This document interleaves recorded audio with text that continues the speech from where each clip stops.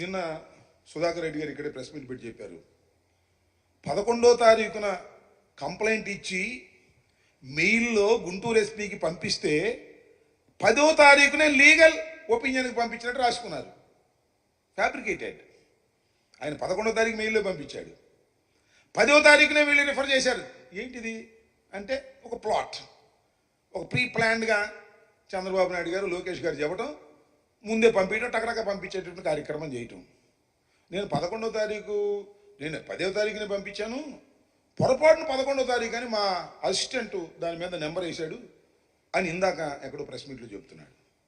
మెయిల్లో ఉంటుంది కదా ఎప్పుడు రిసీవ్ అయింది, 11వ తారీఖునే రిసీవ్ అయినట్టుగా మెయిల్లో చాలా స్పష్టంగా ఉంటుంది. ఏమైనా జామ్ అయిపోయిందా? 10వ తారీఖుని పంపిస్తే నువ్వు మెయిల్ దొరికిపోయావు. నువ్వు దొరకడం కాదు బాబు, పోలీస్ ఆఫీసర్లు కూడా దొరికిపోయారు. 10వ తారీఖున నువ్వు 11వ తారీఖును పంపిస్తే ముందుగానే లీగల్ ఒపీనియన్కి పంపించి, అసిస్టెంట్ డైరెక్టర్ ఆఫ్ ప్రాసిక్యూషన్ పంపించి ఇమీడియట్గా తెప్పించుకున్నావు లీగల్ ఒపీనియన్. ఇదిగో పలానా 307 పలానా సెక్షన్ వేసి ఇది కేసు కట్టేయచ్చు అని ఆయన పంపించాడు. మరి నువ్వు నెల దాకా ఎందుకు అయ్యావు? 11వ తారీఖుని ఎందుకు రిజిస్టర్ చేశారు పోలీసు అధికారులు? నేను అడుగుతా ఉన్నా, పోలీసు అధికారులను అడుగుతా ఉన్నా, ఆ కన్సర్న్ ఆఫీసర్స్ని ఎందుకు 1 మంత్ డిలే చేశారు? ఎఫ్ఐఆర్ మీకు చేరిన తర్వాత 1 మంత్ ఎందుకు డిలే చేశారు? ఎందుకు చేశారో మాకు తెలుసు. మాట్లాడుకున్నారు, జగన్ గారి మీద కేసు పెడదామా, రాంబాబు గారి మీద కేసు పెడదామా, ఎవరి మీద కేసు పెడదాం అని లోకేష్ గారు, చంద్రబాబు నాయుడు గారు, రాజు గారు 1, 2 సార్లు 3, 4 సార్లు ఆలోచించుకున్నారు. పైనుంచి కింద దాకా యంత్రాంగాన్ని సమాయత్తం చేసుకున్నారు. 11వ తారీఖుని కేసు రిజిస్టర్ చేశారు. ఏమిటి అన్యాయం అని అడుగుతా ఉన్నా. ఇది రెడ్ బుక్ అమలు చేయటమా లేక లా అండ్ ఆర్డర్ను కాపాడటమా? ఒక్కసారి ఆలోచించవలసిందిగా నేను ఈ సందర్భంగా రాష్ట్ర ప్రజానీకాన్ని కోరుతున్నా.